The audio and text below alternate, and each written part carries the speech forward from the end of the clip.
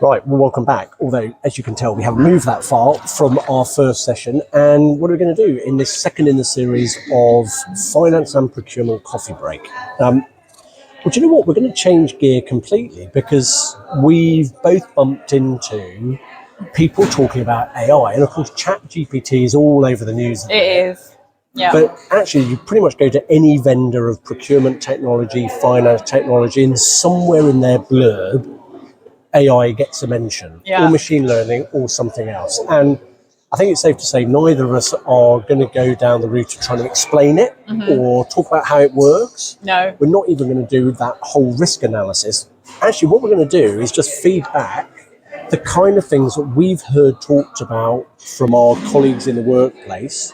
Absolutely. And talk a little bit about actually where we think there could be benefits, but also perhaps just a little bit of caution at the end. And we're not going to play any clips from the Terminator, so don't worry about that.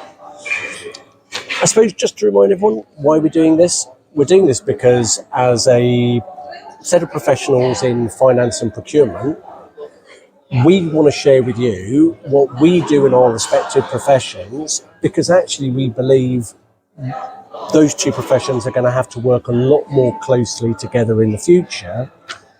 And we're going to talk in our next webinar about one of the big drivers for that in ESG, just to position it.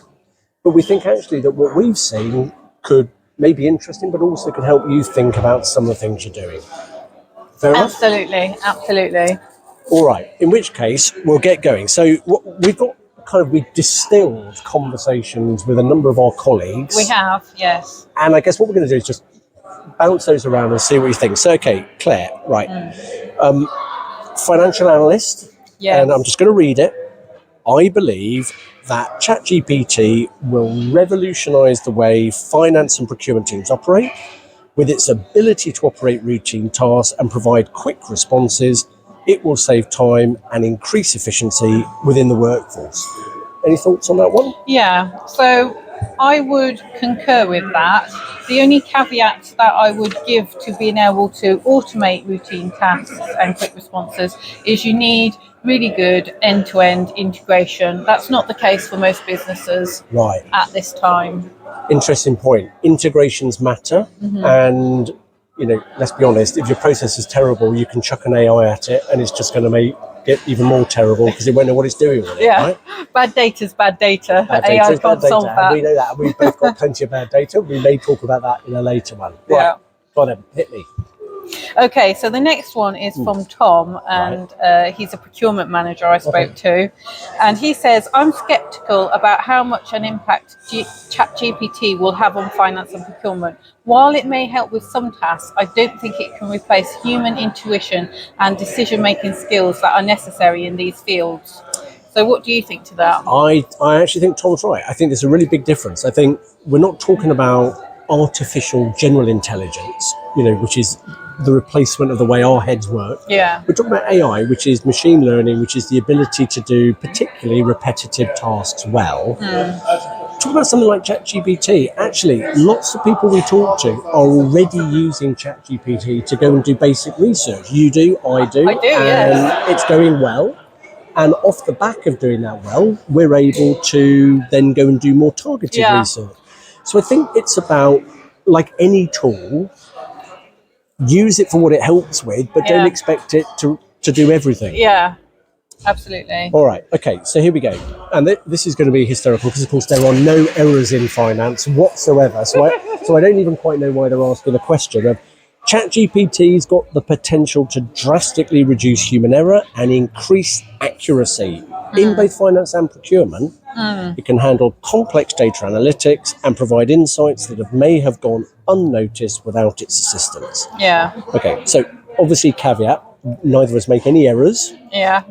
So what's your feeling about that one? I think that's probably quite a fair comment. Obviously, if you think about a company's balance sheet, one of the key month-end activities is preparing your balance sheet reconciliations to basically substantiate the balance sheet position that you're reporting to shareholders.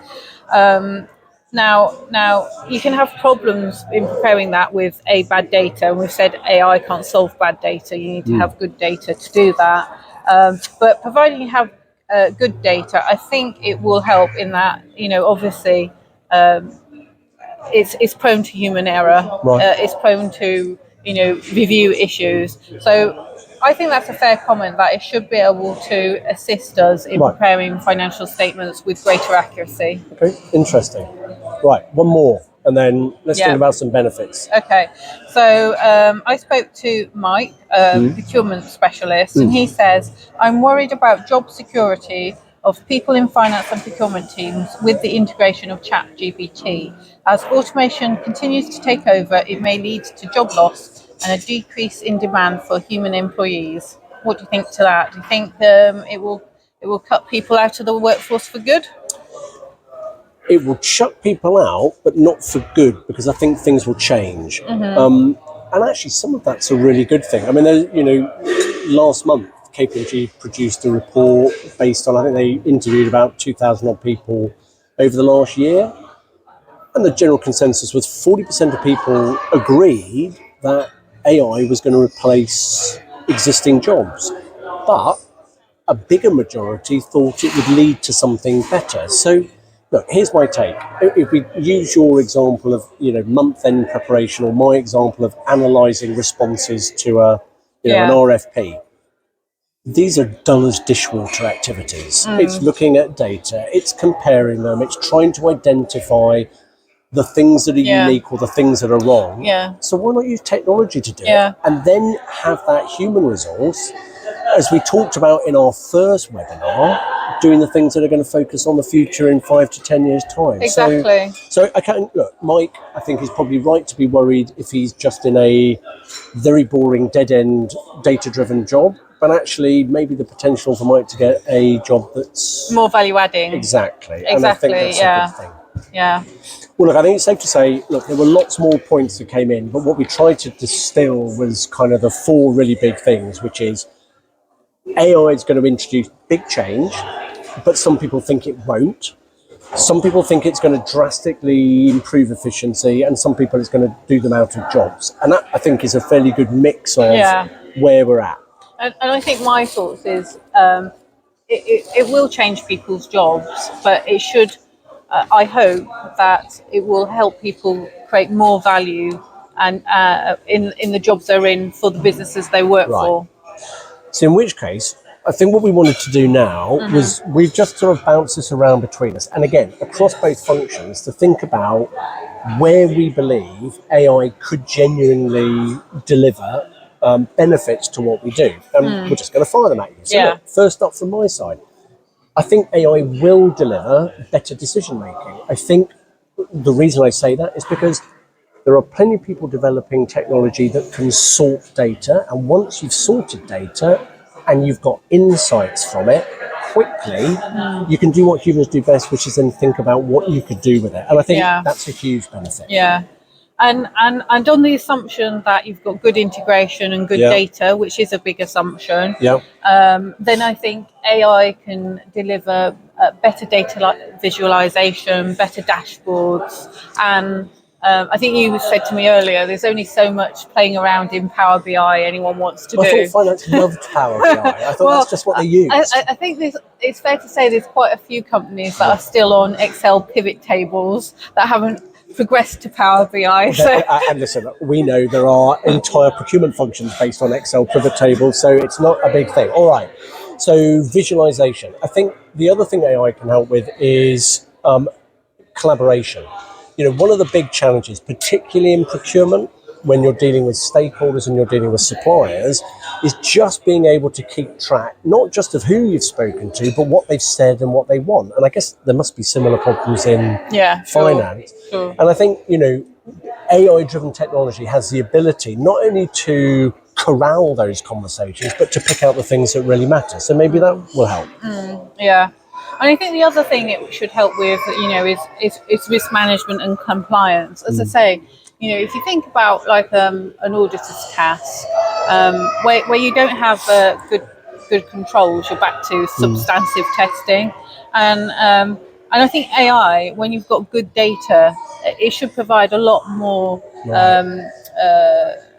checking of compliance metrics Yep. and control frameworks for you.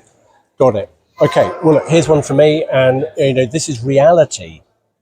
Cows to milk bottle. Technology now, we can track individual cows. We think about, big concerns about whether the things that we're buying are coming from legitimate sources. In our homes, we've already got basic Internet of Things. We've got Alexa, and you can switch your fridge on, or whatever it is you do with it. Actually, in a business sense, AI's got the ability to assist us in connecting all those different sources of data, from processes to people to availability, in a way that helps us deliver value. And I think the other thing is that it should reduce costs and increase transparency through cloud computing and storage solutions. Yep. Yeah. And I think, look, building on that, and actually harking back to what you were talking about in our first webinar about, transformations and having a vision. Yeah. One of the things that, joking aside, Power BI, Excel, it's great at looking backwards. Yeah. It's a rare person who can actually use it to look forward. Yes, but absolutely. actually, maybe AI's got the ability to help us with predictive analytics, to look at data, see trends, and suggest actions that we could take. Maybe. And I certainly think, if you think about one area that traditionally has always been a problem area for finance, which is cash flow forecasting. Okay. I mean, think about that. With good AI, you could basically take base data and say, okay, well, use these set of assumptions and model it for me. So, so many debtor days, so many creditors days, exactly. That sort of thing. Working capital assumptions on that. Yeah. Please forecast for me. Got it. And I guess, as we've already touched on, automation in a general sense. So robotic process automation tasks, whether it's on a help desk or whether it's on analytic functions, yes, technology done well has got the potential to reduce errors and improve efficiency and maybe even drive effectiveness through better results. Yeah. And I think the last thing is really, this general shift towards cloud-based solutions for agility and scalability. And one of the things I foresee is some of the market leaders in ERP technologies, naming no names, but some of the leaders I've seen invest incredible sums in AI and machine learning. And therefore, if you're on the cloud, if you're using cloud ERP, and they're investing considerable sums in this area, then it's likely that in the future, those companies who are on cloud ERP will be able to benefit from those new features in their products. So actually, it's subject, of course, to that data being available. Yes. I guess general advice via technology as to whether the kind of things you're doing might or might not work for you. So lots of benefits. Yeah. But always a downside, right? And we talked about we slightly jokingly we spoke about those kind of 4 typical questions we heard at the beginning. Yeah. But there are some things that it's worth cautioning about. And look, I'll start. No matter what a vendor promises you is built into their tool in machine learning AI, it's not a panacea. It's not going to suddenly erase your problems with your target operating model. No. It's not going to suddenly make your processes beautiful, because the chances are, if you've got to adopt an AI-driven tool, you're actually going to have to do a transformation to be able to use it. Changes the people, team. As I said, the assumption is you've got integrated end-to-end processes and good data end-to-end. And if you don't have that, you can't just put on at the end of the process some AI and expect it to work wonders. Right, exactly. So look, an interesting discussion, lots more to talk about, and I suspect we'll come back to this topic in the future.